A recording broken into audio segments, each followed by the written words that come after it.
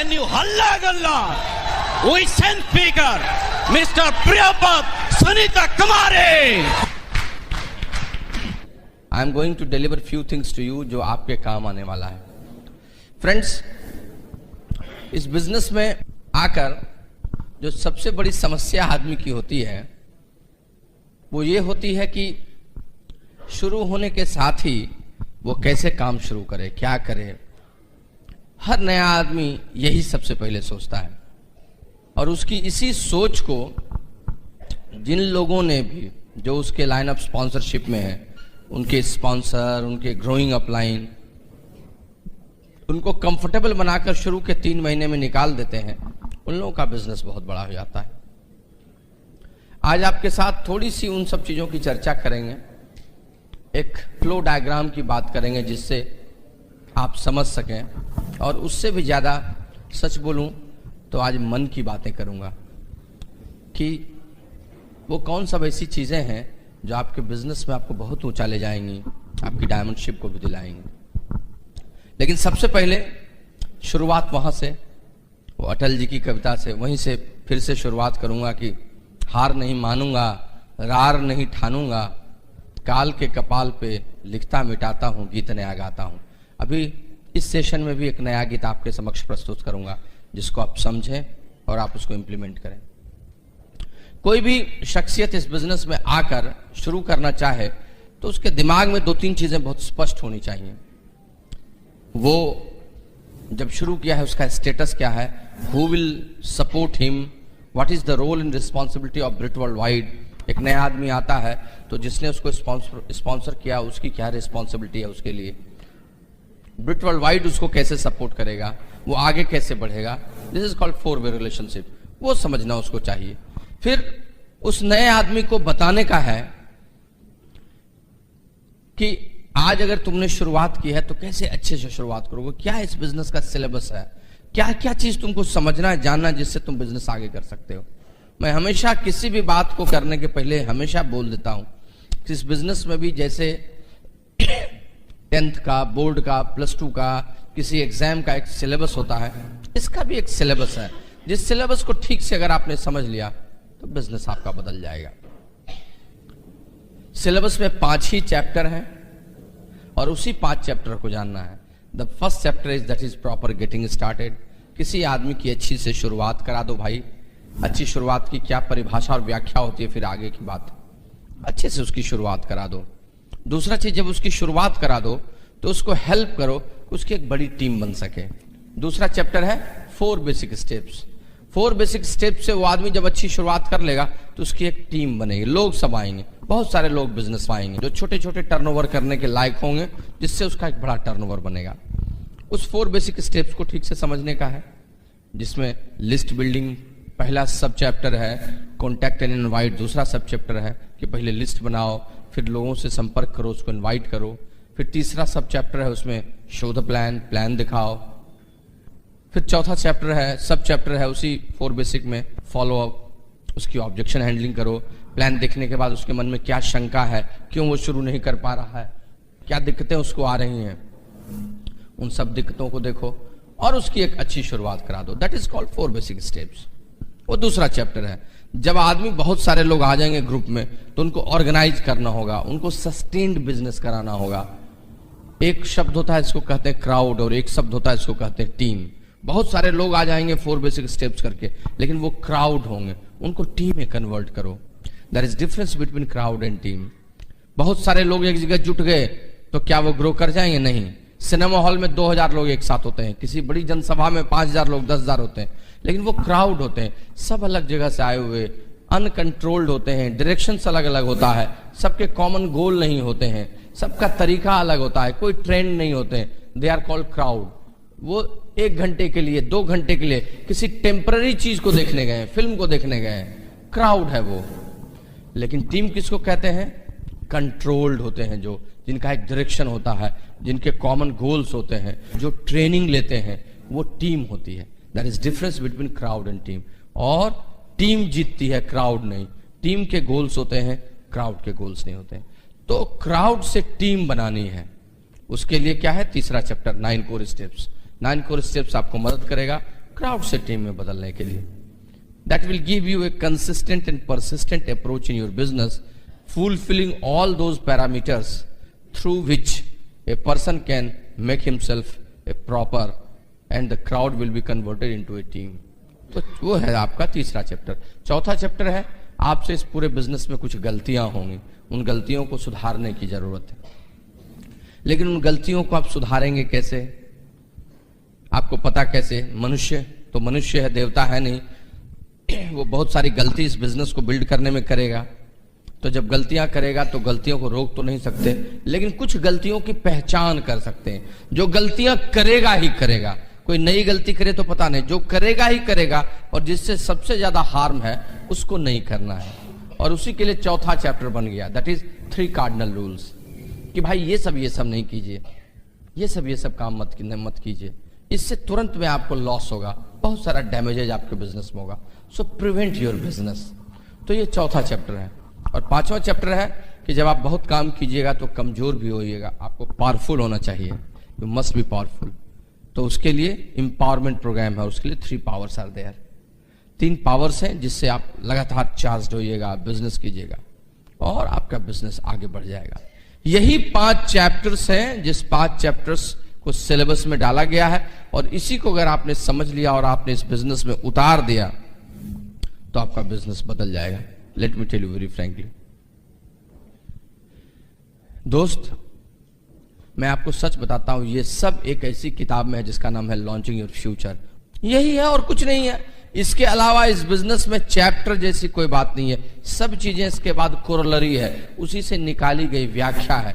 अब इस चीज को हम जब काम करने के लिए उतरेंगे तो उस काम करने के लिए उतरने में एक फ्लो डायग्राम बनाकर देखेंगे। You can consult with your growing upline also, कि अगर हम एक किसी आदमी की ज्वाइनिंग कराएं और वहां से उसकी शुरुआत कराएं, फॉलोइंग ऑल दो चैप्टर्स, इन सब चैप्टर को फॉलो करते हुए, तो कैसे सक्सेसफुल होते चले जाएंगे। That is a flow diagram.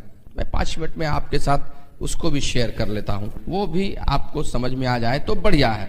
उस फ्लो डायग्राम का सबसे पहला सर्कल है कि कोई भी आदमी स्पॉन्सर हुआ, उसकी ज्वाइनिंग हुई। जैसे वो स्पॉन्सर हुआ, अब उसको तुरंत मदद की जरूरत है। जब तक कोई आदमी आपके नीचे कोई ज्वाइन नहीं किया है, चिंता की कोई बात नहीं, लेकिन जैसे ही आपके नीचे किसी ने ज्वाइनिंग कर ली, बिजनेस में आ गया, चिंता की बात शुरू हो गई। असल कंसर्न तो किसी को स्पॉन्सर करने के बाद ही है, असल खेल तो उसके बाद ही शुरू होता है। तो जैसे ही कोई आदमी स्पॉन्सर होता है, सबसे पहले आप उसकी एक बढ़िया शुरुआत कराइए। उसको कहते हैं प्रॉपर गेटिंग स्टार्टेड। उसको कहते हैं प्रॉपर गेटिंग स्टार्टेड। किसी भी आदमी की अच्छी शुरुआत कराइए। अब इस अच्छी शुरुआत के बारे में बढ़िया से लिखा हुआ है, मैं डिटेल में जा नहीं सकता, लेकिन भागते हुए ही सही मैं कुछ बिंदु बता देता हूं। 5 ऐसी चीजें हैं जिनको अगर आपने डाला तो उसकी अच्छी शुरुआत हो जाएगी। There are 5 bullet points. फटाफट पहला बुलेट पॉइंट है कि within 2 days, within 48 hours, 48 घंटे के अंदर में, विद इन 48 आवर्स आप उसके घर में जाके उसके बिजनेस की शुरुआत कराइए, जिसको किट ओपनिंग कहा जाता है, वो करा दीजिए। क्या मतलब हुआ? आप पति पत्नी कल शाम, परसों शाम अगर आज स्पॉन्सर किए हैं तो उसके यहाँ जाइए, जाकर बैठकर गपशप कीजिए, समय ले लीजिए और बैठ के कहिए, भाई इतने अच्छे बिजनेस, बड़े बिजनेस की शुरुआत हुई है, कुछ तो चाय पानी कराइएगा, मिठाई खिलाइएगा, एक मोहन भोग खिलाइएगा। उसके यहाँ जाइए, गपशप कीजिए। उसकी वाइफ अगर ठीक से नहीं समझी है, 2-4-10 मिनट में थोड़ा सा उसको प्लान का एक ओवरव्यू दीजिए, गपशप करके बताइए कितना अच्छा बिजनेस है, अपने अपलाइन का आइडेंटिफिकेशन कीजिए, कैसे वो बिजनेस में ग्रो किए, आज कहाँ हैं, थोड़ा ओवरव्यू, थोड़ी बातचीत। 1-1.5 घंटे उसके साथ बैठना है, गपशप करना है, और उस 1.5-2 घंटे में उनको ये एहसास करा दीजिए कि माय गुडनेस, ये सिर्फ एक फॉर्म भरना नहीं है, मैं तो एक बहुत अच्छे बिजनेस में आ गया हूं। और ये एहसास अगर आपने करा दिया तो उनके अंदर में एक बहुत बड़ा भाव चला जाएगा। दोस्त, कोई आदमी आज बिजनेस में शुरू करता है तो रजिस्ट्रेशन फ्री है, उसका एक आईडी प्रूफ, एड्रेस प्रूफ देता है, तो उसे उस कागज से लगता नहीं है कि वो किसी बड़े बिजनेस में आया है।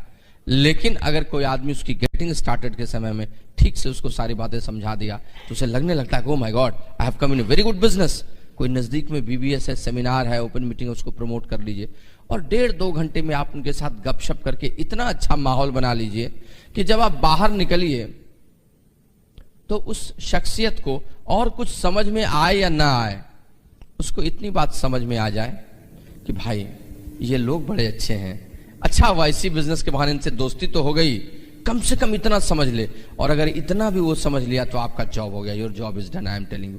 लोग इसका महत्व नहीं समझते हैं। लोग ये नहीं समझते हैं कि कैसे एक नया आदमी बचता है, उसे पता नहीं है क्या होगा नहीं होगा कल को। लेकिन अगर आपके संबंधों की उष्मा उस तक पहुंच गई, गर्मी उस तक पहुंच गई, तो समझिए कि वो आदमी इतना जरूर समझ जाएगा और बातें बदल जाएगी। लेकिन अब इसको लंबा मत खींचिए, 2-3 घंटे 4 घंटे मत बैठने लगिए उनके साथ बैठ के। अब उसी दिन सैम रनबर की कहानी और सारा डेली का प्रमोशन मत बता दीजिए, स्ट्रक्चर भी निकाल के डबल ईगल प्रोग्राम मत बता दीजिए। 11:15 बजे तक में पसीना बहाते हुए आप प्लान मत दिखाने लगिए। उसकी पत्नी सोचती रहेगी जाता क्यों नहीं है, खाना भी ठंडा हो गया है, क्या करे। मेक वेरी स्मार्ट, 1-1.5 घंटे में अपनी छाप छोड़ के वहां से निकलिए, उसी को कहते हैं अच्छी शुरुआत। दूसरी चीज, आप कुछ प्रोडक्ट ओवरव्यू दीजिए उनको। जिस बिजनेस में आए हैं वो प्रोडक्ट बेस्ड है, प्रोडक्ट ओवरव्यू दीजिए। 2 से 3 प्रोडक्ट का डेमो जरूर कर दीजिए, स्पेशली डेमो किट के साथ। और ये प्रोडक्ट ओवरव्यू देने में फिर बहुत सारी बातें मत बताइए, लेकिन थोड़ा सा पर्सनल केयर, थोड़ा सा होम केयर चर्चा करके बताइए, गपशप करके उनको बताइए, उनको इतना हल्का करके बताइए कि कोई बड़ी बात नहीं है, बिजनेस करना कितना आसान है। और ये जैसे ही आपने उनको बता दिया चीजें उनको बड़ी आसान लगेगी, प्रोडक्ट का बास्केट बन जाएगा, 100 भी हो जाएगा, वगैरह वगैरह वगैरह। प्रोडक्ट ओवरव्यू, ये एक अच्छी शुरुआत का दूसरा बुलेट पॉइंट है। तीसरी बात, आप उनके साथ बैठ के उनको एजुकेशन के बारे में थोड़ा सा BWW के ओवरव्यू के बारे में बताइए। ब्रिट वर्ल्ड वाइड क्या है, क्यों ओपन मीटिंग मदर मिल्क है, क्या क्या चीजें जरूरी हैं, पहले दिन से ही कैसे है ब्रिट वर्ल्ड वाइड हम सीखने लगते हैं, इसके बुक्स क्या होते हैं, सीडीज क्या होते हैं। शुरुआती दौर में ब्रिट किट, कोई छोटा सा पावर पैक उसको दिए, देख लिए कॉमन सेंस से कितना सीखना चाहता है, सुनना चाहता है, और कुछ किए या न किए, ओपन मीटिंग का प्रमोशन जरूर किए। और इस तरह से उसके दिमाग में एक चीज डाल दिए कि बिना एजुकेशन सिस्टम के बढ़िया से आगे नहीं बढ़ा जा सकता, और ये आपने दे दिया तो एक अच्छी शुरुआत उसकी हो गई। उसके अलावा उसके साथ गपशप करते हुए उसकी कुछ लिस्ट बना दीजिए, 25 से 30 हॉट लिस्ट बना दीजिए, ताकि उसको बिजनेस के बारे में समझ में आ जाए। ओह माय गॉड, लिस्ट बनाने से लोग डरता है, उसे लगता है कौन करेगा नहीं करेगा। पहले दिन से किसी को फोन उठा के कह दिया, 1 नो बोल दिया तो उसे बड़ा खराब लगता है। उसको हंसते खेलते सामने में 5 दोस्त का नाम, 5 रिश्तेदार का नाम, उसके पड़ोसी का नाम, 20-25 नाम उसके सामने लिख दीजिएगा ना, उसको लगेगा अरे इतना हल्का है। उसको दिखेगा इसमें से 2-3 आदमी तो ऐसे भी ज्वाइन कर लेगा, और जैसे उसके मन में ये बात आएगी उसका कॉन्फिडेंस बहुत बढ़ जाएगा, उसको लगेगा बिजनेस हल्का है। दोस्त, सामने में लिखी हुई चीजों को देखकर जब उसको अच्छा लगेगा ना, मेरा यकीन मानिए वो बिजनेस में टिकने के लिए सोचने लगेगा, लगातार चलने के लिए सोचने लगेगा। And that's very important to jot down at least 25 to 30 list there. और 5वीं बात, उसके साथ मिलकर कम से कम 3 to 4 स्पॉन्सरिंग, उसकी 3 से 4 स्पॉन्सरिंग निकालने में मदद कीजिए इन डिफरेंट लेग्स। दोस्त, कोई आदमी आता है बिजनेस में ना, तो उसको हमेशा लगता है एक आदमी मेरे नीचे भी स्पॉन्सर हो जाए। हर आदमी सोचता है कि उसकी शुरुआत हो जाए, और अगर उसके नीचे 2-3 आदमी आपने बिजनेस में उसकी लिस्ट से ही उसको हेल्प करके डाल दिया ना, आई एम टेलिंग यू, वो उछलने लगेगा और बिजनेस में तो दौड़ने लगेगा। लेकिन अगर आप छोड़ देंगे, तुम जाओ 2-4 फॉर्म भरा लो, किसी को फोन करो, बेचारा किसी को कुछ बोलेगा, नो बोल देगा, उसे लगेगा कहाँ आ गए, किस तरह से फंस गए, और वो अकेला महसूस करेगा, और पता चला 2-4 दिन में ही सुस्त हो जाएगा। But if you will help him to sponsor few people with him, I am telling you, he will stay in this business. My goodness, I have also my own business. Now this is going on. ये बढ़ रहा है।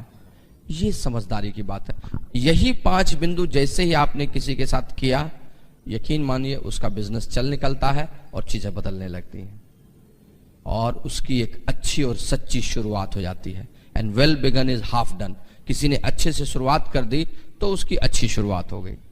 जैसे ही कोई आदमी ठीक से शुरुआत कर दिया, आगे बढ़ने लगा, उसके बाद उस आदमी को अगले फ्लो डायग्राम में घुसाने की कोशिश कीजिए, and that is called core. उसे कोर बनाइए, CORE, कोर। कोर किसको कहते हैं, कोर कैसे समझें, देसी भाषा में समझिए। 1 किलो दूध अगर आपने लिया और उसमें मशीन से मथानी से चला दिया तो 200 ग्राम घी निकल जाता है, 800 ग्राम मट्ठा, वो 200 ग्राम घी क्या है? वही कोर है। That is core. 1 किलो दूध से 200 ग्राम जो घी निकला, घी उसका नोमेनक्लेचर कर दिए, लेकिन है वो क्या? कोर है वही। दूध का कोर वही है। इन द सेम वे आप लोगों को बिजनेस में लाते हैं, आप लोगों को स्पॉन्सर करते हैं, उसको शुरुआत कराते हैं, लेकिन उन बहुत सारे लोगों में से कुछ लोग आपके निकल के आएंगे जिसको आपको निकालेंगे, और वो कौन होंगे? आपके कोर। वही आपके रियल बिजनेस बिल्डर होंगे, वही आगे बहुत बड़ा बिजनेस करेंगे, वही आपके प्लैटिनम्स जाएंगे, एमरल्ड्स जाएंगे, डायमंड्स जाएंगे। तो कोर को, डार्क सर्किल को निकालने की शुरुआत हो जानी चाहिए। कोर कैसे समझेंगे? कोई हुआ किसको कहते हैं कोर? अब this is in another chapter, but in short term I am saying again few bullet points, जिससे आप समझ लीजिएगा कि वो कोर है, या इन चीजों को करे तो वो कोर बन सकता है। कोर की परिभाषा में पहली चीज है कि उसको जरूर प्लान खुद से दिखाना आना चाहिए। He must be STP shore. उसको प्लान खुद से दिखाना चाहिए। ये नहीं कि उसका अप्लाई ने उसके लिए जिंदगी भर प्लान दिखा रहा है, वो कभी कोर नहीं बन जाएगा। बहुत लोग 10 दिन में प्लान दिखाना सीखते हैं, 20 दिन में सीखते हैं, 1 महीने में, लेकिन 1 महीने से ज्यादा ले रहे हैं तो दिक्कत है। जो प्लान दिखा रहा है वो कोर है। दूसरी चीज 100 पीवी पर मंथ। जो लोग 100 पीवी पर मंथ कर रहे हैं, इसका मतलब वो कोर हो गए हैं। 100 पीवी करना बहुत बड़ी चीज नहीं है, इट्स वेरी सिंपल थिंग, लेकिन अगर वो भी नहीं कर रहे हैं तो वो मुख्य धारा में नहीं आए हैं। और दोस्त 100 पीवी करना कोई बहुत बड़ी अचरज की बात, इट्स सो सिंपल थिंग दोस्त। How to do 300 PV, 100 PV, 500 PV, इसके लिए product training, general knowledge, brochures, आपके अपलाइन समझना, डेमो, इन सब चीजों को लोग लेते हैं, उसको देखते हैं। लेकिन यकीन मानिए 100 पीवी करने के लिए इन सब चीजों को न भी करें तो भी हो जाए, अगर कोई आदमी कोर होता है तो, पैशनेट होता है इस बिजनेस के लिए। दोस्त, जो आदमी 100% प्रोडक्ट यूज करेगा घर में, जो प्रोडक्ट को रिप्लेस कर देगा, कितना भी कुछ हो, 40-50 पीवी तो उसके घर में महीने का खर्च हो जाएगा। उसके लिए क्या ज्ञान की आवश्यकता है?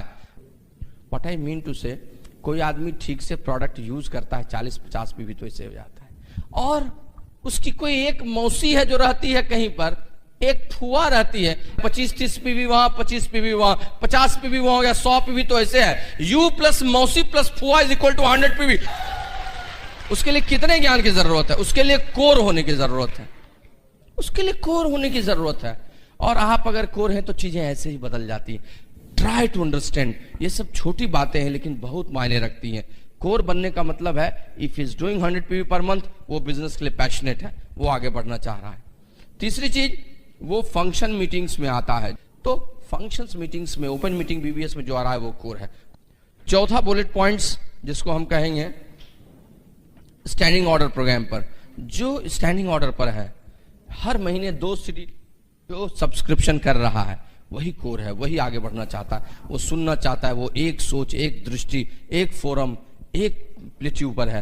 पूरा भारतवर्ष जिस तरह से स्टैंडिंग ऑर्डर में एक प्लेट्यू पर है, उसी तरह से वो भी उसी प्लेट्यू पर आ गया, और इसलिए वो कोर है, वो आगे बढ़ेगा। That is 4th bullet points. And 5th is that is communication with upline. Upline के साथ जो बात रोज कर रहा है, रोज अपने आप को करेक्ट कर रहा है, जो कम्युनिकेट कर रहा है, उनके साथ काउंसुल कर रहा है, वही आदमी कोर है। सो कोर की परिभाषा यही है, जो एसटीपी शो करता है, 100 पीवी पर मंथ करता है, जो फंक्शंस में आ रहा है, जो स्टैंडिंग ऑर्डर पर है, और जो अपलाइन से बातचीत करता है रोज, वो कोर है। और कोर बनते ही उसका बिजनेस दौड़ने लगता है, बदल जाता है, चीजें बदल जाती हैं, सारी चीजें अलग हो जाती हैं। जैसे ही कोर आप गए, उसके बाद आगे एडवांस्ड प्रोग्राम, और उस प्रोग्राम में अब आपकी तैयारी हो रही है आगे जाने की, that is called eagle program, जो हमारे ब्रिटोल वाइड ने चलाया है कि भाई ईगल बनो। कोर बन गए हो, अब ईगल बनो। ईगल क्या है? पंछी, बाज, चौड़ा, बहुत चौड़ा पंख, बहुत ऊंची उड़ान, बहुत मजबूत।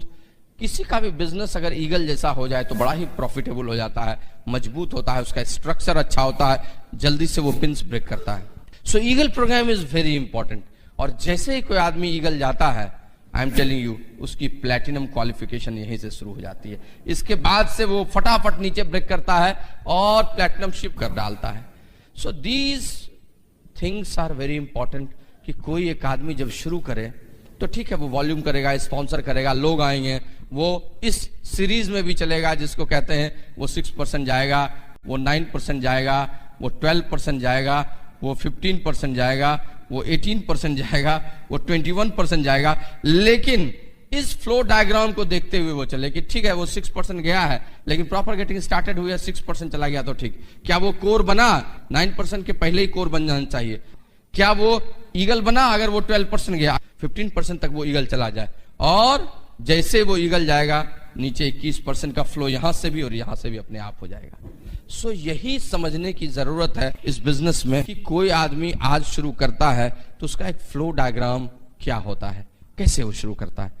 हमेशा किसी को स्पॉन्सर कीजिए, उसकी प्रॉपर गेटिंग स्टार्टेड कराइए, इस बीच में वो 6% चला जाए बहुत बढ़िया, 500 पीवी हो जाए बहुत बढ़िया, कोर बनाइए। उसके बाद वो जरूर 100 पीवी पर मंथ कर रहा हो, स्टैंडिंग ऑर्डर पर हो, वो खुद से प्लान दिखाता हो, वो मीटिंग्स में आता हो।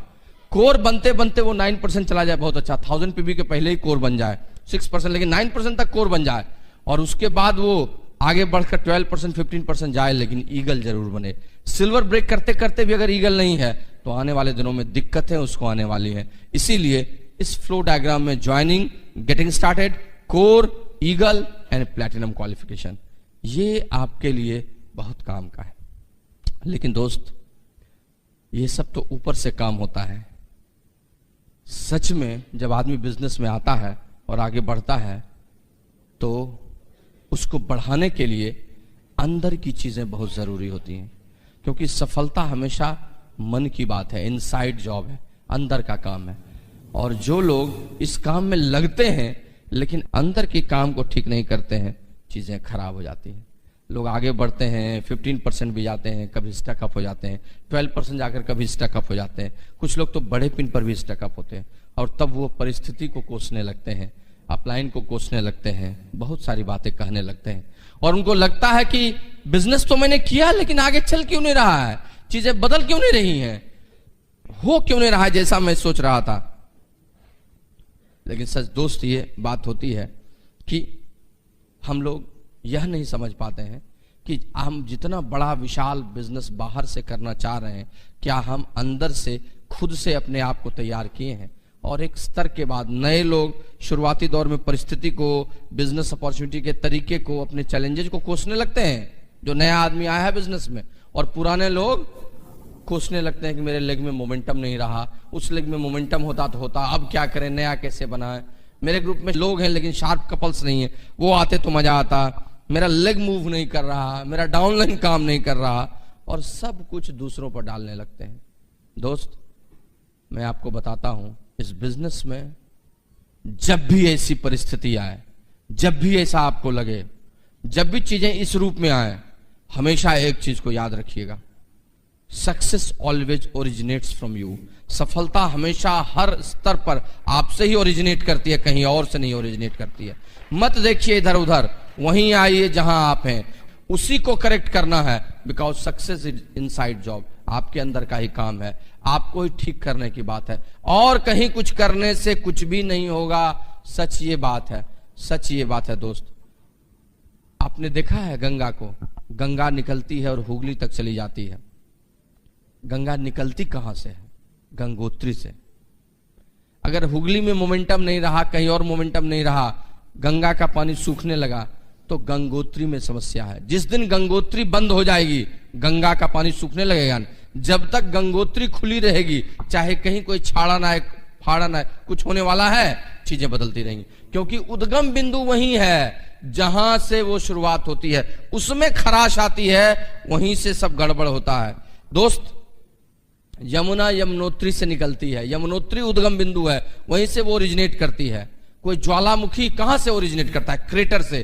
क्रेटर जब तक है, विस्फोट होता रहेगा। क्रेटर जिस दिन बंद होगा, उसी दिन विस्फोट बंद होगा। हम बाहर उसके गिरे हुए लावा को देखने लगते हैं, लावा से कुछ नहीं होने वाला है। क्रेटर में खराबी है, उसे ठीक करना होगा, हम कोसते हैं उसको। एक शख्सियत ने बहुत पहले कहा था कि मनुष्य की श्रेष्ठता उसके हाथों में है। प्रकृति और परिस्थिति तो मात्र उसके लिए एक संभावना बनाती है, एक पोटेंशियल को देती है जिससे वो आगे निकल सके, लेकिन कहानी हमेशा घूमकर उसी पर आती है, उस शख्सियत पर जिस शख्सियत को ये बिजनेस करना, वही अपने अंदर की चीजों को ठीक नहीं कर पाता है। एक लेवल के बाद वही वहां पर गड़बड़ाता है, इसीलिए उसके लेग में मोमेंटम नहीं होता है, इसीलिए वहां पर समस्या आती है। सब कुछ वहीं पर आती है जहां पर उसको दिक्कत होती है। एक आदमी ने कहा था कि हम फलाना ठिकाना सबको बात करने लगते हैं कि इसमें गड़बड़ी, उसमें गड़बड़ी, उसमें गड़बड़ी। एक बार एक इंसान एक रास्ते में जा रहा था तो उसने कोयल को देखा, तो उसने कहा, ए कोयल, तुम कितना बढ़िया गाती हो, काश तुम काली न होती तो कितना अच्छा होता। बस काली जो हो गई वो दिक्कत। फिर वो थोड़ी देर आगे बढ़ा तो उसे समंदर मिला, तो उसने कहा, ए समंदर, ए सागर, तुम कितने बड़े हो, कितने विशाल, कितने गहरे हो, काश तुम्हारा पानी खारा ना होता तो कितना बढ़िया रहता। कुछ और दूर आगे बढ़ा तो उसे एक बगीचा मिला, बाग मिला, तो उसने गुलाब के फूल को देखा, तो उसने कहा, ए गुलाब, तुम कितने हसीन हो, कितने सुंदर हो, कितना अच्छा महकते हो, काश तुम्हारे साथ कांटे ना होते तो कितना अच्छा होता। जब वो आदमी थोड़ा आगे बढ़ने लगा तो तीनों कोयल, समंदर और गुलाब के फूल मुड़कर उस आदमी को एक साथ बोले कि ए इंसान, तुम कितने अच्छे होते अगर तुम लोगों में कमियां न ढूंढते।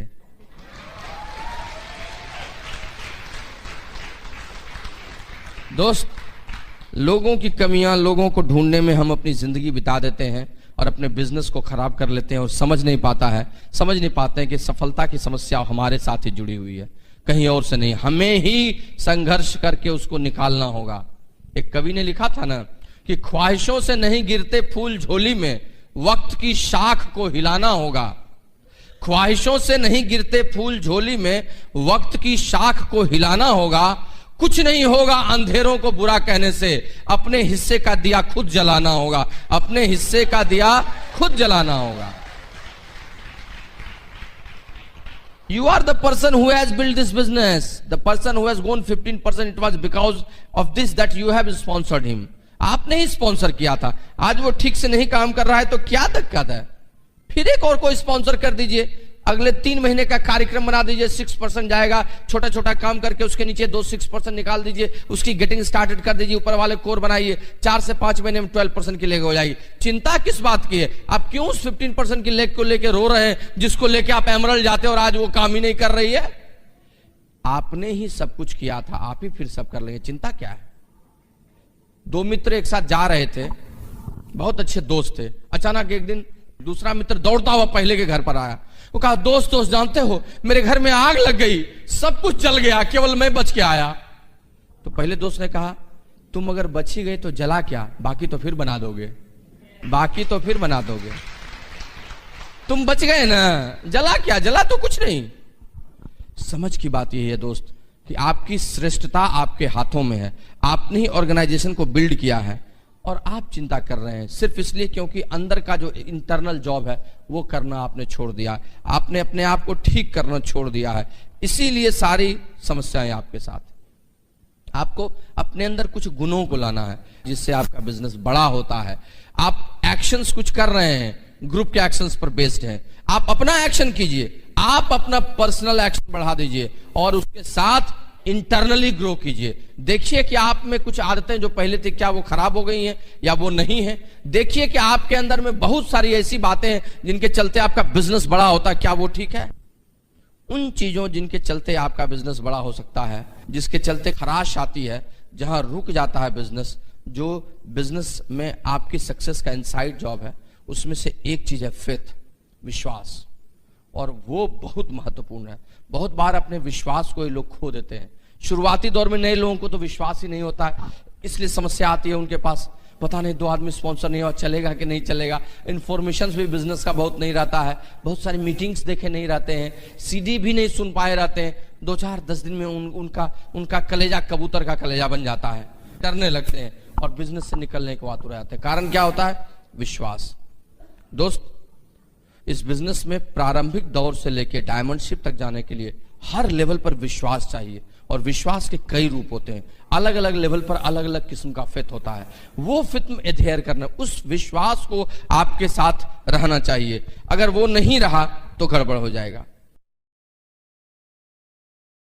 शुरुआती दौर में सेल्फ बिलीफ चाहिए, आत्मविश्वास चाहिए कि नहीं होगा, हम कर सकते हैं, हम आगे बढ़ सकते हैं। और उसके लिए बहुत जरूरी है कि ज्ञान मिले आपको। इंफॉर्मेशंस मिले। शुरुआती दौर में 10-20 स्पॉन्सरिंग कर दिए, प्लान दिखा रहे हैं, काम कर रहे हैं, वहां रह रहे हैं, लेकिन ना अपलाइन से संपर्क है, ना सीडी सुना, ना ओपन मीटिंग में आया। उस ज्ञान से विश्वास बदलता है, वो हुआ ही नहीं। तो किसी ने कुछ कह दिया, उस पर वही आधारित बात सुन लिए। कोई कुछ कह देगा, हम ऐसे सुन लिए। किसी ने कह दिया मुझको कि उड़ीसा की राजधानी संबलपुर है, तो मैं मान लूंगा क्या? आई नो दैट उड़ीसा की राजधानी भुवनेश्वर है, लेकिन अगर मैं नहीं जानता रहूंगा तो शायद किसी की बात मैं मान सकता हूं। ज्ञान की कमी है, इसीलिए विश्वास नहीं बना।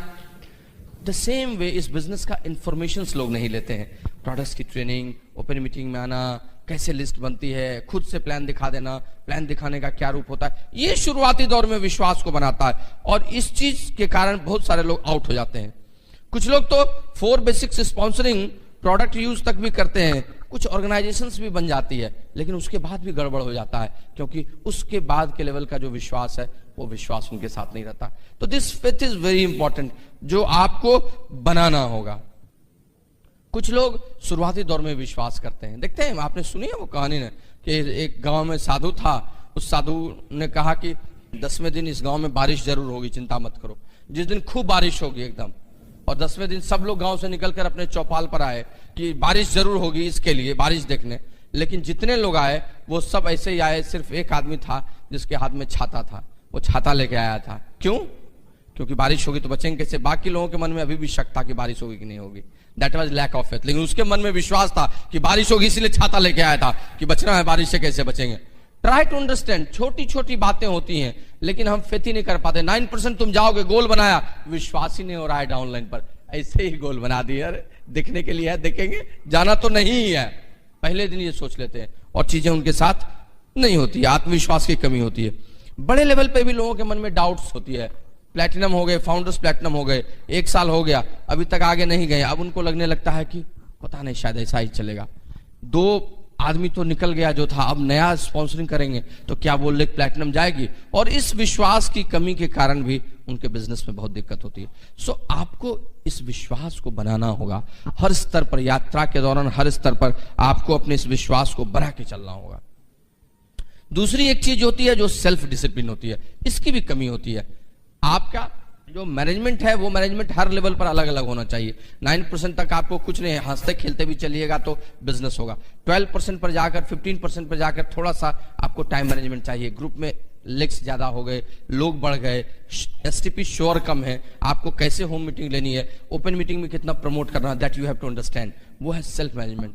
अब आप जैसे ही 9% से ऊपर गए हैं तो क्या कैलेंडर को आप फुल करते हैं कि नहीं करते हैं? आप गोल्स बनाते हैं कि नहीं बनाते हैं? आपका कैलेंडर आपके ग्रुप के साथ मैच करता है कि नहीं करता है? आपकी पर्सनल विड्थ कैसी है? ये सब आपको अपने सेल्फ डिसिप्लिन से ठीक करना होगा। प्लैटिनम, फाउंडर्स प्लैटिनम के लेवल पर जाकर तो ये सेल्फ डिसिप्लिन और भी बढ़ जाता है कि आप टाइम मैनेजमेंट कैसे कर रहे हैं। शुरुआती दौर में बहुत लोग बिजनेस की शुरुआत करते हैं तो मजा आता है, 2 घंटे में काम चल जाता है। जैसे प्लैटिनम जाते हैं, अब जॉब कर रहे हैं, पार्ट टाइम में कर रहे हैं, मिसमैरेज होने लगता है। कभी कभी जॉब का बहुत सारा समय देने लगते हैं, जॉब में चैलेंजेस आने लगता है। कभी कभी इधर समय ही नहीं देते हैं, जॉब में बहुत चैलेंजेस आया, 1 महीना देखे ही नहीं बिजनेस को, और ये सब उनको मिसमैनेज कर देता है। तो ये टाइम मैनेजमेंट बहुत आवश्यक है कि किस लेवल पर कैसे समय दें। सेल्फ डिसिप्लिन आपको आगे बढ़ाता है। समय की कमी दोस्त किसी के पास नहीं है। हम सोचते हैं समय की कमी है, लेकिन जरा सोचिए, जो लोग अधिक अनुशासित होते हैं, जो समय का सही प्रबंधन करते हैं, वो कई काम एक साथ कर लेते हैं, हम नहीं कर पाते हैं। वो कई लेग्स एक साथ देख लेते हैं, हम नहीं देख पाते हैं। यही 24 घंटा प्रधानमंत्री के पास भी है, यही 24 घंटे मुख्यमंत्री के पास भी है, यही 24 घंटे एक जिले के कलेक्टर के पास भी है, यही 24 घंटे एक डायमंड के पास भी है, यही 24 घंटे एक चपरासी के पास भी है, यही 24 घंटे आपके भी पास है। लेकिन आप एक काम करके, 1 लेग 2 लेग को संभाल के अपने आप को समझने लगते मेरे पास समय ही नहीं है, और वो कितना सारा एक साथ काम कर लेते हैं। क्यों कर लेते हैं? आप क्यों नहीं कर पाते हैं? क्योंकि वो ज्यादा अनुशासित है, आप कम अनुशासित हैं। उनका टाइम मैनेज्ड है।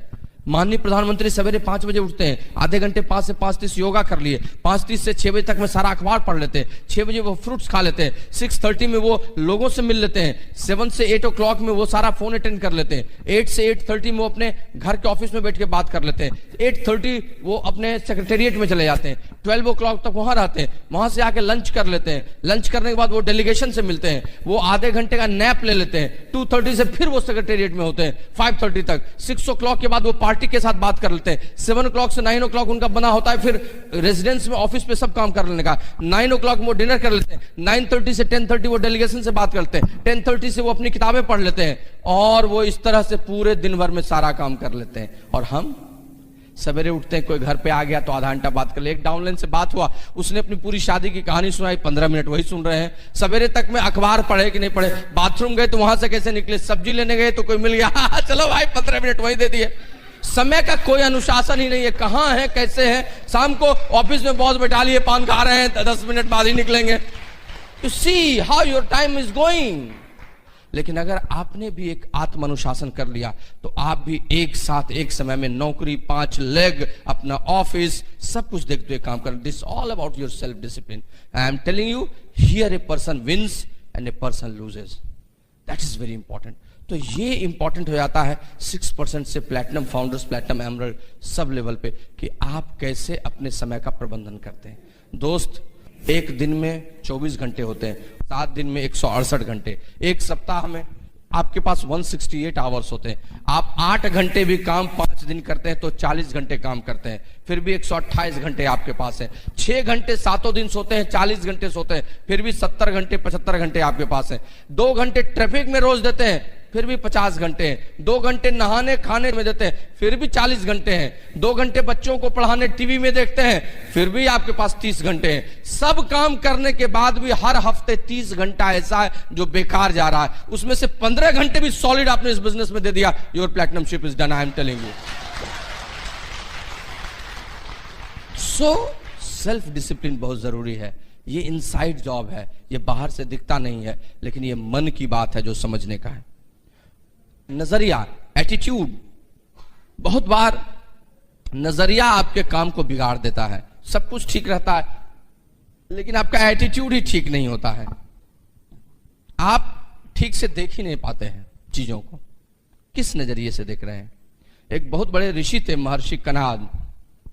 उन्होंने कहा था कि जीवन का आनंद जीने वालों के नजरिया में है, दृष्टि में है। वही आदमी अपने जीवन को दुखी कर लेता है पूरी जिंदगी, और वही आदमी सुखी कर लेता है अगर उसका नजरिया बदल जाता है तो उसको आनंद उसी में आने लगता है। लोग अपनी पूरी जिंदगी दुखों में बिता देते हैं, हर रोज कहते हुए कि ये मेरे पास नहीं है, ये मेरे पास नहीं है, ये मेरे पास नहीं है, ये मेरे पास नहीं है। और कुछ लोग अपनी पूरी जिंदगी को सुख में बिताते हैं, कहते हुए कितना तो मेरे पास है, इतना तो मेरे पास है, इतना तो मेरे पास है। That's all about our attitude. और यही नजरिया आदमी को बहुत आगे लेकर चला जाता है। एक शख्सियत पैदल जा रहा था, एक मंदिर बन रहा था। आपका तो मंदिरों का शहर है। I have travelled through Jagannathpuri मंदिर, उसके बगल में देवताओं को देखा। आई मीन भगवान जगन्नाथ जी को जो बैठे हुए थे, भगवान बलराम जी, बलभद्र जी को, उनकी माता सुभद्रा जी को, क्या स्थापत्य कला है। कोणार्क मंदिर को देखा। सलाम करता हूँ नरसिंह देव वर्मन को जिसने ऐसी स्थापत्य कला को दिया, उस चक्र को मैं बता नहीं सकता आपको।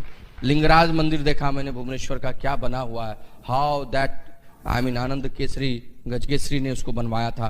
8th 9th AD में बना हुआ यह मंदिर। ये सब स्थापत्य कला का नमूना है। कितना सुंदर मंदिर है। ऐसे ही एक मंदिर बन रहा था और एक शख्सियत उधर से जा रहा था। उस मंदिर को बनाने में 3 आदमी लगे हुए थे, मजदूर सब पत्थर उत्थर तोड़ रहे थे। तो उस आदमी ने पहले एक श्रमिक से, मजदूर से पूछा, भाई क्या कर रहे हो? तो उसने कहा, देख नहीं रहे हो पत्थर तोड़ रहे हैं। आगे बढ़ गया, थोड़ा दूसरा मजदूर था, उससे पूछा, भाई तुम क्या कर रहे हो? उसने कहा, आप देख नहीं रहे हैं सर, आजीविका कमा रहे हैं, दाल रोटी के लिए काम कर रहे हैं, दाल रोटी के लिए काम कर रहे हैं। वो थोड़ा और आगे बढ़ा, तीसरा मजदूर था, उससे पूछा, भाई तुम क्या कर रहे हो? वो पहले तो सुना ही उसकी बात नहीं, वो गीत गा रहा था अपना, एकदम ना पूरा गीत गा रहा था, श्री कृष्ण गोविंद हरे मुरारी हे नाथ नारायण वासुदेव, गा रहा है अपना। 2-3 मिनट उसको जब जोर से बोला, भाई मैं पूछ रहा हूं क्या कर रहे हो, मगन था वो, तब घुमा उसके तरफ और कहा, देख नहीं रहे भाई साहब, मंदिर बना रहे हैं, मंदिर, कितने पुनीत कार्य में लगे हुए। तीनों एक ही काम कर रहे थे, पत्थर तोड़ रहे थे, लेकिन एक ने कहा पत्थर तोड़ रहे हैं, एक ने कहा दाल रोटी के लिए काम कर रहे हैं, और एक ने कहा मंदिर बना रहे हैं। एक अपलाइन के 3 डाउनलाइन थे, तीनों के नीचे में एक ज्वाइनिंग हुई। तो उस अपलाइन ने पहले डाउनलाइन से पूछा, भाई शाम को निकला वो उस अपने नई ज्वाइनिंग के घर, तो अपलाइन ने पूछा डाउनलाइन से, भाई कहां जा रहे हो? तो पहले ने कहा कि बॉस नया ज्वाइन किया, उसको जा रहे हैं प्रोडक्ट देंगे, प्रोडक्ट को यूज करेगा, 100 पीवी कराएंगे। ठीक है भाई। दूसरे डाउनलाइन से फिर अपलाइन ने पूछा भाई तुम कहां जा रहे हो? कहा बॉस एक नया आदमी ज्वाइन किया है, 6% उसको ले जाएंगे, इस महीने में उसको 300 पीवी ले जाएंगे, उसकी गेटिंग स्टार्टेड कराएंगे। फिर उस अपलाइन ने तीसरे डाउनलाइन से पूछा भाई तुम कहां जा रहे हो? कहा बॉस क्या बोले आपको, मजा आ गया, एक शार्प कपल ग्रुप में आया, उसको प्लैटिनम क्वालिफिकेशन कराना है 1 साल में, उसके साथ रिलेशनशिप बनाने जा रहा हूं, and that I will do. देखिए तीनों के नजरिए में क्या अंतर है। कोई एक प्रोडक्ट देने जा रहा है, कोई एक उसको गेटिंग स्टार्टेड कराने जा रहा है, और कोई उसके साथ रिलेशनशिप बनाने जा रहा है। यही आदमी अपने बिजनेस में अंदर कर, सर उसका बिजनेस बहुत चलता है, मेरा बिजनेस नहीं चलता है। वो रिलेशन बनाता है, तुम प्रोडक्ट देते हो, क्या चलेगा? देखो तुम प्रोडक्ट डिलीवर करते हो, वो रिलेशनशिप बनाने जाता है, प्रोडक्ट तो उसका पार्ट है, तो कैसे नहीं आगे बढ़ेगा?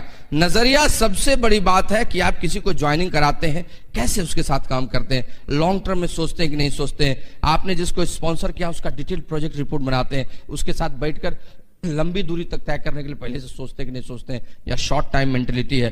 क्या करके आप चलते हैं वही आपको इस बिजनेस में आगे ले जाता है, वही आपको सब कुछ कराता है, और वही इस बिजनेस में आपको बड़ा विजन दिलाता है। That is all about how you will grow in this business. एक और चीज है जिसको लोग मिस करते हैं, जो लोगों को लगता है कि वो बहुत एक्शन कर रहे हैं लेकिन काम क्यों नहीं हो रहा। मैं फाउंडर्स प्लैटिनम हो गया, एमरल्ड क्यों नहीं जा रहा हूं, मैं 9% गया हूं, 12% क्यों नहीं जा रहा हूं, वो क्यों इतनी जल्दी फास्ट जा रहा है? एक और इनसाइड जॉब है, that is sharpening your cutting edge. आपका कटिंग एज भोथरा हो जाता है दोस्त, काम करते करते कुल्हाड़ी की धार भोथरी हो जाती है, लकड़ी काटने की स्पीड वो नहीं रह जाती है जो पहले थी। तो क्या करता है लकड़हारा? उस कुल्हाड़ी की धार को तेज करता है, शार्पन करता है, और तब वो बहुत सारी लकड़ी फिर काटने लगता है। हम भी इस बिजनेस में आते हैं और अपनी कटिंग एज को शार्पन करना ही भूल जाते हैं। हम फाउंडर प्लैटिनम हो गए, हम 15% पर हैं, मजाक है दोस्त। Success is a continuous education program. सफलता एक कंटिन्यूअस एजुकेशन प्रोग्राम है, और अगर इसमें आप घुसते हैं तो आपकी बात बदलती चली जाती है। जो रोज रोज सीखता है, जो रोज रोज छोटी छोटी चीजें करता है, वो बहुत बढ़िया करता है, वो बहुत आगे जाता है। एक बहुत बड़े संगीतकार जो वायलिन वादक थे, उसने कहा था कि दोस्त मैं सच बताऊं, वायलिन का खेल कैसा है, अगर मैं एक दिन नहीं बजाता हूं तो मुझे पता चल जाता है कि मैं कैसा बजाऊंगा। एक दिन मैं अभ्यास नहीं करता हूं, प्रैक्टिस नहीं करता हूं, तो I feel difference in my violin playing. Violin कल मैं कैसा प्ले किया और आज कैसा प्ले किया, ये डिफरेंस मुझे पता चल जाता है। अगर एक हफ्ते मैं वायलिन की प्रैक्टिस नहीं करता हूं तो मेरी वाइफ को पता चल जाता है कि मेरा डिफरेंस क्या है। अगर 1 महीने में नहीं करता हूं तो मेरे सबसे परम प्रिय शिष्य को भी पता चल जाता है कि मेरे वायलिन बजाने में डिफरेंस आ गया। और अगर 1 साल में नहीं करता हूं तो मेरे श्रोताओं को भी पता चल जाएगा कि मेरे वायलिन बजाने में क्या डिफरेंस है, उसकी गुणात्मकता कितनी नीचे चली गई है। लेकिन हम ये नहीं समझ पाते हैं।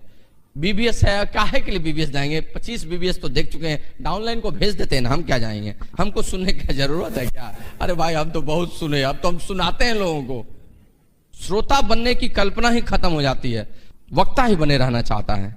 तो ये अंतर हो जाता है। 6%, 9%, 12% पर फंडामेंटल नॉलेज लोगों को मिल रहा है कि नहीं मिल रहा है, उनको प्रैक्टिस हो रही है कि नहीं हो रही है। 15% सिल्वर के लेवल पर प्रॉपर एसोसिएशन हो रहा है कि नहीं हो रहा है, नाइट आउट्स हो रहा है कि नहीं हो रहा है, प्रॉपर ऑब्जेक्शन हैंडलिंग एक 15% का आदमी ठीक से जानता है कि नहीं जानता है कि कैसे लोगों को दे। उसके ऊपर के लोग फाउंडर्स प्लैटिनम एमरल्ड क्या अपने ग्रुप में एम्पावरिंग कर रहे हैं कि नहीं, लोगों को स्किल सिखाते हैं कि नहीं सिखाते हैं, कि लोग कैसे नीचे के ग्रुप को ट्रेनिंग दें, अच्छे से बताएं, स्मॉल ग्रुप मीटिंग्स करते हैं। These are the continuous education program which will change your business. आपको ऊपर से दिखेगा नहीं, लेकिन अंदर से बिजनेस कमजोर होता चलेगा और चीजें बदलती चली जाएंगी। ये कुछ महीनों के बाद एहसास होगा। दैट्स आई मीन टू से। लेकिन फ्रेंड्स, इसके अलावा एक और काम है जिस काम के चलते बिजनेस में कमजोरी आती है, और वो है आपकी जो हम सफर हैं उनका ठीक से योगदान नहीं होना। वो भी एक बहुत बड़ा इनसाइड जॉब है, और वो लेडीज रोल, उनके बारे में बताना, उनको ठीक से ले चलना। घर में अगर हाउसवाइफ भी है तो हाउसवाइफ रहते चीजों को ठीक से देखना, this is very important. And for that give a good applause for Sunita, will come and will say all this things.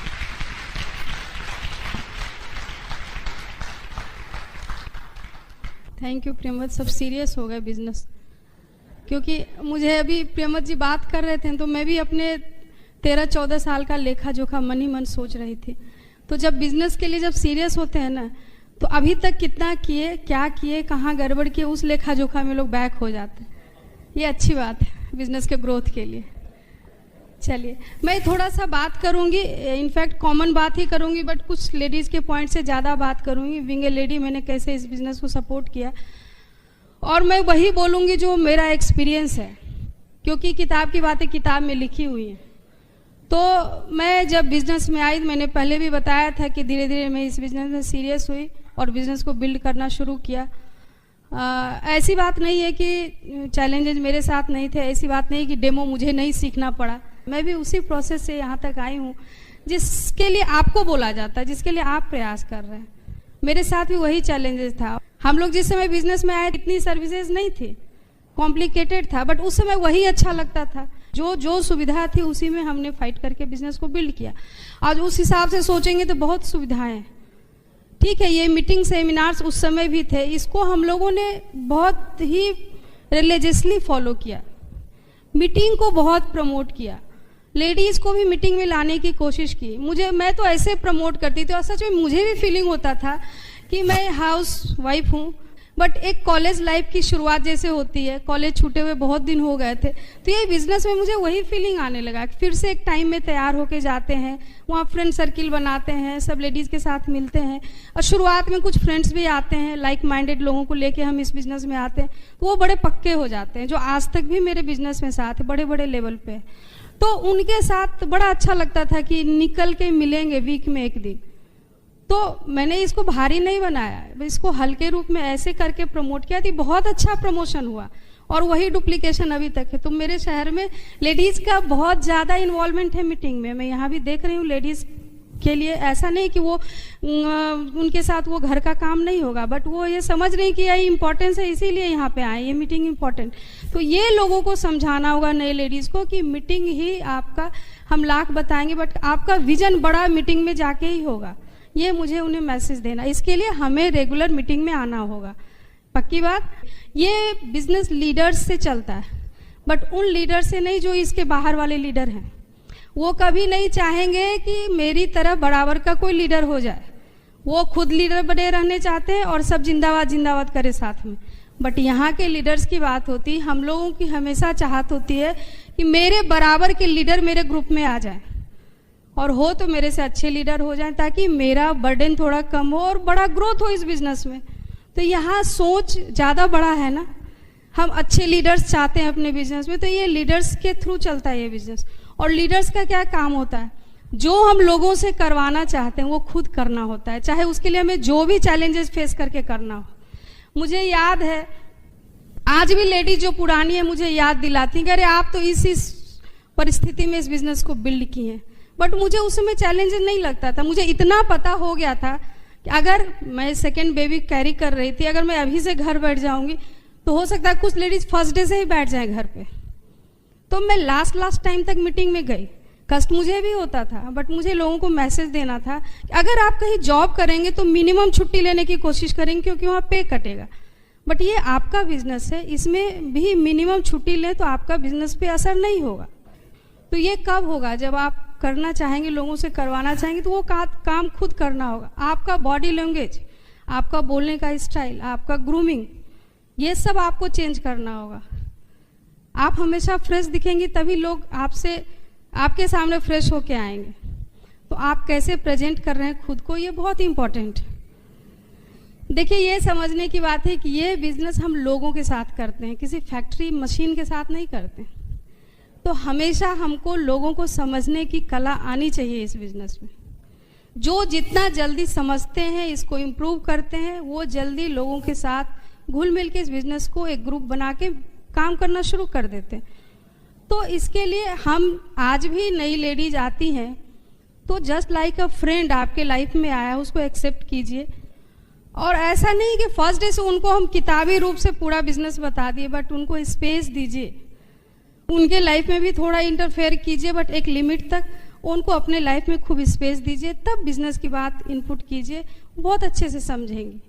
तो ये आपको समझना होगा। हम उनके घर जाते हैं, ये समझना होगा उनका फैमिली स्ट्रक्चर क्या है, उनके बच्चों का साइज क्या है, कौन कौन लोग घर में रहते हैं, ये बहुत इंपॉर्टेंट है।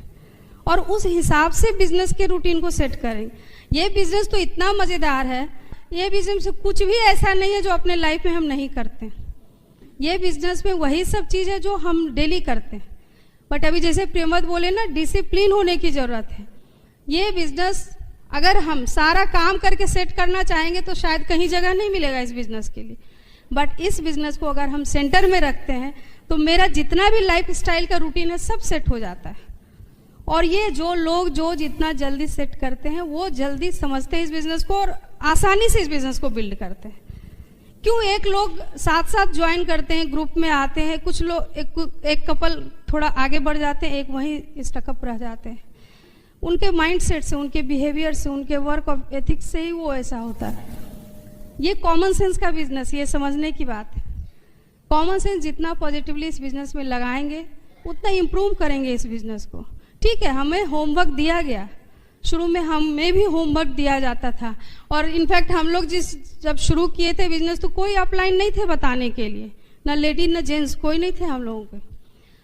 हम प्रेमवत खुद सर्च करते थे, समझते थे, खोजते थे। हम ही लोग मीटिंग शुरू करते थे, 2-4 आदमी से मीटिंग शुरू किए थे अपने शहर में, बट खुद पढ़ाई करते थे। और इतनी समझ थी लोगों को कैसे समझा जाए, लोगों को कैसे समझाया जाए, लोगों को कैसे मीटिंग में लाया जाए, कैसे ग्रुप में लाया जाए, कैसे थोड़ा फन किया जाए। और ठीक है, कुछ गलतियां भी होती होंगी सिस्टम के हिसाब से, बट ऐसे ही हम लोगों ने लोगों को जोड़ा।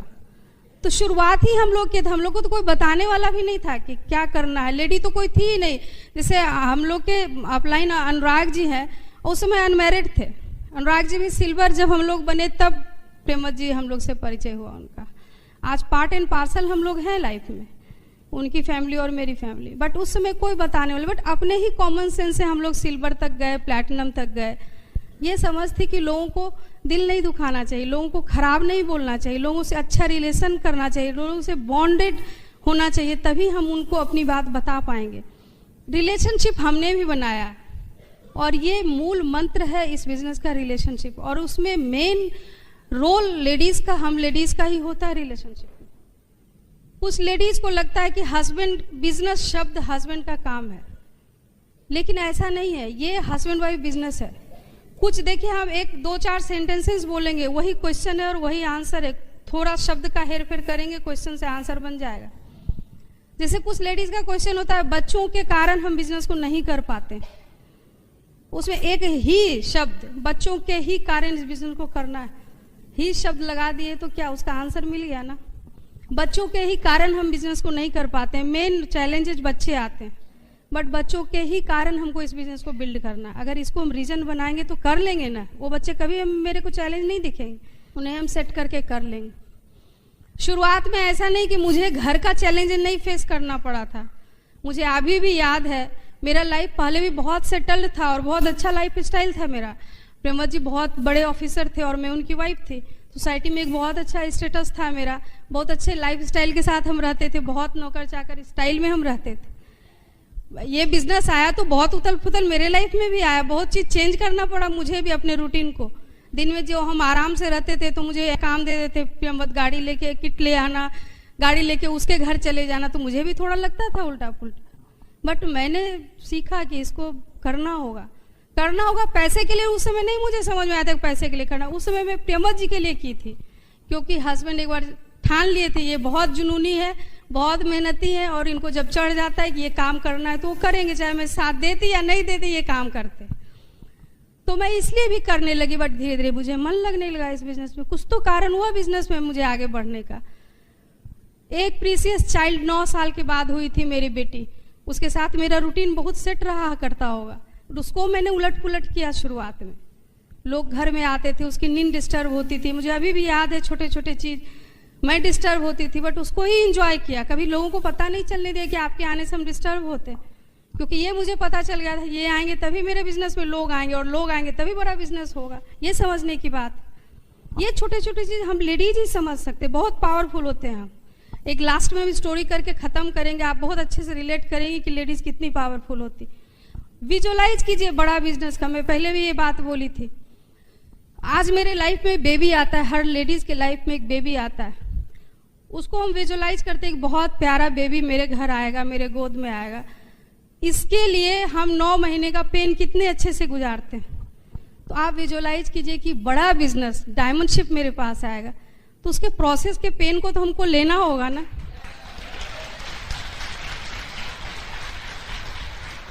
आज हम किसी डायमंड को यहाँ से देखते हैं, एमरल्ड को देखते हैं, उनकी हाइट को देखते हैं तो लगता है कि आकाश ये यहाँ तक चले गए, बट ये जरूर याद कीजिए कि वो भी यहीं से यहाँ तक गए, उनको भी यही सब फेस करना पड़ा होगा।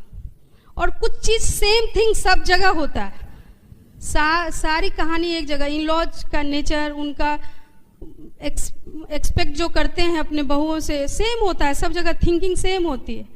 पढ़े लिखे हैं मेरे सास ससुर जी मेरे पढ़े लिखे हैं, मदर इन लॉ अच्छी हैं, बट उनको भी लगता था कि ये कौन काम हुआ, ये तो बाहर रहता ही था हमेशा, और कौन ऐसा काम शुरू किया जो हमेशा इसको भी लेके बाहर चला जाता है। तो ये मुझे भी सुनना पड़ता था। फिर इससे नहीं हुआ तो घर आने पे आजकल की लड़कियां तो काम करने के डर से बाहर निकल जाती हैं साथ में। ऐसा नहीं था, काम करने वाले घर में नहीं थे, बट उनको नहीं समझ में आता था कि ये भागने के लिए चली जाती है बाहर। ठीक है, हम शुरुआत में भागने के लिए ही गए, बट काम हुआ, उसी से काम हुआ ना। तो आप भागने के लिए भी निकलिए और धीरे धीरे इसको हैबिट में डालिए, तो आपका काम हो जाएगा इस बिजनेस में। खूब फन के साथ इस बिजनेस को बिल्ड कीजिए। आज हम सोचते हैं कि ये नहीं होता तो हम क्या करते, ये कभी नहीं लगता कि हम क्या लूज किए, कुछ नहीं काम छोड़े, बट अपने को धीरे धीरे डिसिप्लिन किए इस बिजनेस में। आज सब दिन सब फंक्शन, मुझे छोटे छोटे कामों में बहुत मजा आता था। फैमिली गेट टुगेदर, लोगों को घर में अननेसेसरी भी मने अपने हिसाब से हमको बहुत मजा आता था, दिन में बुला लेना, फन करना, कुछ खाना बनवाए, घर में थे स्टाफ, कुछ खाए पिए, मूवी चले गए, बच्चों को लेके जू चले गए, सब कुछ लोगों को कलेक्ट करके, क्योंकि जिस सिटी में रहते हैं हम लोग फैमिली लोग भी बहुत रहते हैं, कभी पूजा वूजा हुआ तो सब जमा हो गए, घरेलू बर्थडे में एक दिन घर का पार्टी हो गया, एक दिन बाहर का, इस टाइप के काम में बहुत मजा आता। हमने इन्हीं को थोड़ा थोड़ा कम किया और सब काम किए, कोई काम नहीं छोड़े। 2 बच्चे भी इसी बीच में हुए, उनको भी पाला पोसा। बेसिक्स मुझे भी करने होते थे। मेरा बेटा 3rd चाइल्ड, उसकी दादी इतना गुस्सा करती थी कि ये अब कौन काम हुआ, इतना दिन से लगी हुई है, अब जब मेरा पोता हुआ उसको छोड़ के भी भागी रहती। बट ऐसा नहीं था, केवल बेसिक्स उसका हम करते थे, क्योंकि उस समय डायमंड शिप का चक्कर था मेरा। और हम लोग सोच लिए थे कि इतने ही लोग, उसी के बीच से हम डायमंड गए। सोच को बदलना पड़ा, केवल सोचना पड़ा कि हमें डायमंड जाना है, सोच में लाना होगा। आप लगातार काम कर रही है, नौकरी मत कीजिए इस बिजनेस में, बिजनेस कीजिए। और बिजनेस में जितना करेंगे ना, ग्रोथ के लिए सोचेंगे ना, आपकी एक्टिविटी चेंज होगी। ये नौकरी थोड़े ना है कि हम एक बार कर लिए तो 60 साल में रिटायर करेंगे। इसमें जितना जल्दी ग्रोथ लीजिएगा, रिटायरमेंट उतना जल्दी होगा। और फिर इसमें आफ्टर रिटायरमेंट बहुत मजा है।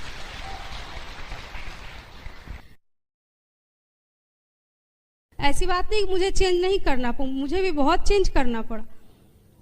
और अभी कुछ दिन पहले की बात है, मैं वैसे ही मीटिंग में गई थी, वो नई लेडीज थी, वो खूब आगे का सीट 2-3 सीट लेके बैठी हुई थी, मुझे बैठने नहीं दिया उन्होंने। कुछ पुराने लोग ऑब्जेक्ट किए कि नहीं बैठने दो, हम इशारा किए मुझे मजा लेने दो, खड़े रहने दो। जब मैं लास्ट पे गई अपने स्टेज पे, वो इतना सॉरी बोली आके, क्योंकि उनको भी बिजनेस थोड़ी देर समझ में आ गया था, जितना देर सुनी थी तो मतलब समझ गई थी कि ये बिजनेस बढ़िया है।